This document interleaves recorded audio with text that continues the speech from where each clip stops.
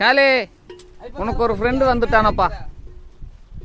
அப்படி நீ உடனே அவனை குத்துணும் கொடையணுன்ட்டு இருக்காத. அவன் உனக்கு தோஸ்தா தூக்கிட்டு வந்திருக்கான். இறக்கலாம்.